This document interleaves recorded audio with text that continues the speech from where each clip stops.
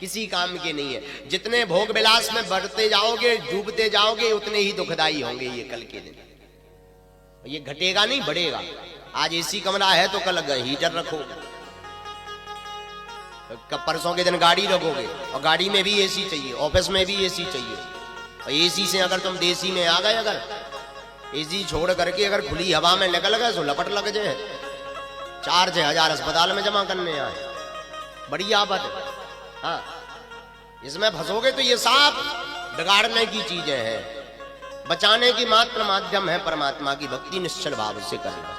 ऐसा नहीं आप जियो, आप अपनी श्रेणी से जियो, अपना कर्म से जियो, अपने काम से जियो, पर उस कर्म में भी परमात्मा का स्मरण, परमात्मा की भक्ति अकिंचन भाव से करते रहो।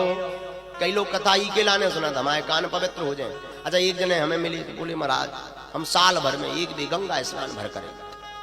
हम की साल भर में एक, बोले एक भी। हमने की भागवत नहीं सुना था, बोले कब होंगे, जरूरत ही नहीं पड़ा था। हमने कहा भैया ऐसो कौन सा तुम पुण्य कर, बोले बस साल भर में गंगा स्नान एक भी। हमने कहा उसे होत का है, बोले साल भर पाप करो फिर एक भी धुआ साल भर फुर्सत।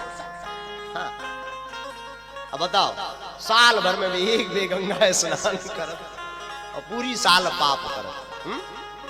अब उन्हें को समझाए, हमने कहा भैया अब समझाओ भी तुम्हें बेकार है, तुम्हें भागवत सुनाओ भी बेकार है। बोले मतलब, हमने की कछु नहीं, तुम सही कर।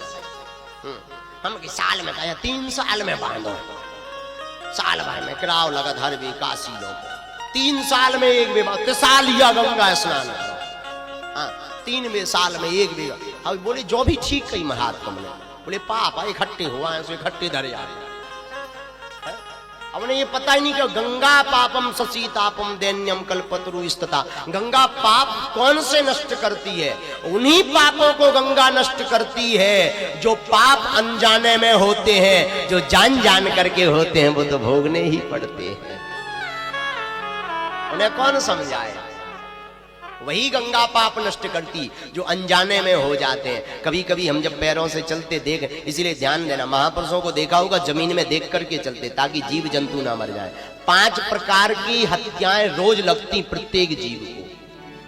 धरती में चलते तो कई जीवों की हत्या हो जाती है, उनका पाप जीव को लगता है। घर पर रसोई बनाते, अब तो गैस चूल्हे का जमाना आ गया, पहले चूल्हे का जमाना था तो जो लकड़ियां लगाई जाती थी उसमें भी कई जीव रहते थे और वो खत्म हो जाते थे, उसके मारने का भी पाप लगता था। तीसरा, जहां पानी का बर्तन रखते थे वहां जीव हो जाते थे, उनके मारने का पाप लगता है। चौथा, जब झाड़ू लगाते हैं तो कई जीव उसमें भी मर जाते हैं, उनका पाप लगता है।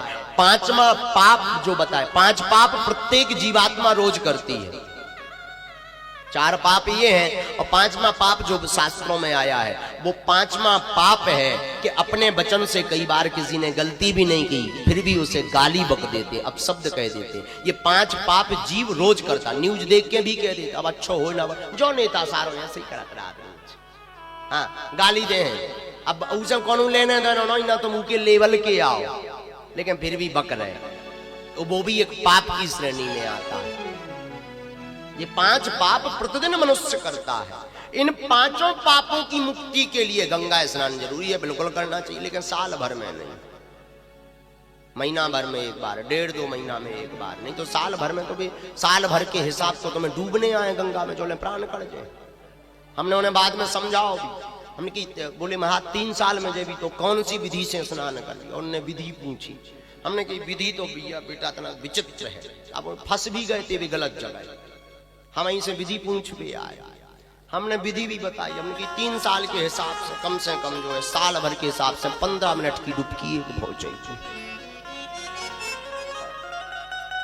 बोले टोटल उनकी 45 मिनट की डुबकी पहुंचे। बोले महाता तो लंबी हो जाए। हमने कहीं करे आओ तो कुशल है, भारे डुबकी के बाद करे आओ तो कुशल है, नहीं तो डुबकी में सीता रहा इकट्ठे पाप डूब गए।